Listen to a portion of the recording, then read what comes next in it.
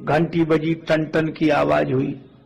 संयोग की बात कि उस गांव में सभी अंधे रहते थे, अंधों का नगर था, पर अंधे देख नहीं सकते थे, सुन तो सकते थे। घंटियों की आवाज सुनी, दौड़े दौड़े आए, चिल्ला कर कहा क्या है क्या है।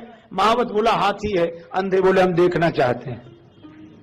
महावत ने कहा तुम्हारी आंख नहीं, देखोगे कैसे? कहा हाथ तो हैं, हाथों से देखेंगे। ठीक है, महावत ने हाथी बिठा दिया। अंधे टूट पड़े, किसी ने पांव पकड़ा, कुछ अंधों ने, कुछ ने पूंछ, कुछ ने कान, कुछ ने पीठ, किसी ने सूंड। देख लिया? हाँ देख लिया। हाथी लेकर महावत चला गया, अंधों में झगड़ा शुरू हो गया।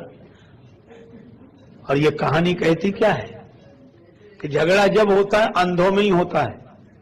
अच्छा, झगड़े का कारण दृष्टिहीनता है। नियरे होए सूजत नहीं लानत ऐसी जिंद, और तुलसी या संसार को भयो मोतिया बिंद। तो ये मोतिया बिंद दूर कैसे हो? दवा लगाओ। कौन सी दवा? गुरुपद रज मृदु मंजुल अंजन, नयन अमीय दृग दोष विभंजन। तो झगड़ा होता ही अंधों में, और अंधत्व के कारण ही हुआ।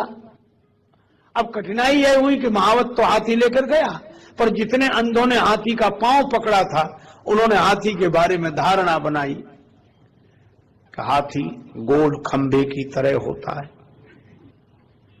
पूंछ पकड़ने वाले बोले गलत, पतली लाठी की तरह होता है, उसके आगे बाल होते हैं। पीठ पकड़ने वाले बोले नहीं, गोल चबूतरे की तरह होता है। सूंड पकड़ने वाले बोले खुरदुरे पेड़ की तरह, नीचे पतला ऊपर मोटा। कान पकड़ने वाले बोले अनाज साफ करने वाले सूप की तरह होता है, छाजड़े की तरह होता है। अच्छा, अब आप बताओ कौन आदमी इनमें सही बोल रहा है? कोई सही नहीं बोल रहा, लेकिन पीछे तो कौन गलत बोल रहा है? अच्छा, जिसके हाथ में जितना आया उसने उसी तरह की धारणा बना ली। अच्छा, आज जितनी भी समस्या है धारणा के कारण है, अपनी अपनी धारणा में जी रहे हैं, और इसीलिए एक समस्या हो गई।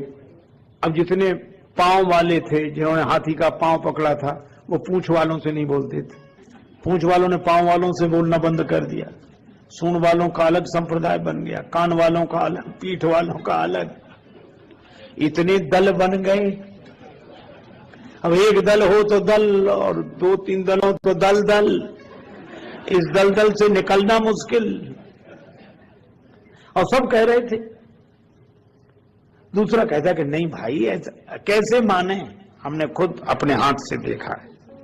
अब जिसके हाथ जितना ही लग गया, अच्छा जिसके हाथ जितना लगा उसको ही उसने पूर्ण समझ लिया, यही विडंबना है। अच्छा, लगा हाथ हाथी ही था, वो बेचारे निर्दोष भी हैं, उनका कोई दोष नहीं है, लेकिन अब क्या करें, धारणाओं में बंधे। अब अलग अलग दल बन गए, कोई किसी से बोलता नहीं था, एक समूह अलग, एक समूह अलग। तो कुछ अंधे मौजूद नहीं थे उस समय जब हाथी आया था, वो बाद में आए।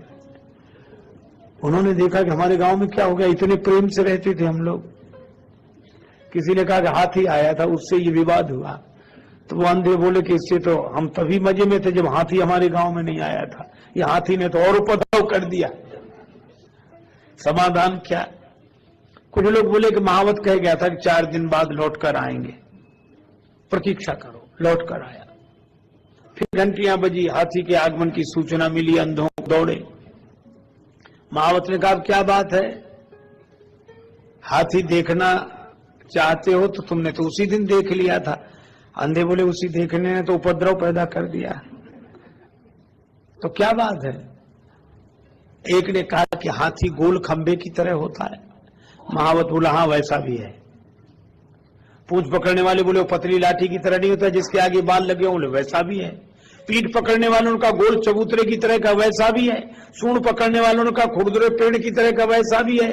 कान पकड़ने वालों ने कहा अनाज साफ करने वाले छाजड़ा सूप की तरह, बोले वैसा भी है। पीठ पकड़ने वाले बोले गोल चबूतरे की तरह। महावत बोला वैसा भी है। तो अंधे बोले क्या 10-12 हाथी लिए हो? महावत बोला हाथी तो एक ही है। तो एक ही अनेक जैसा क्यों लग रहा है?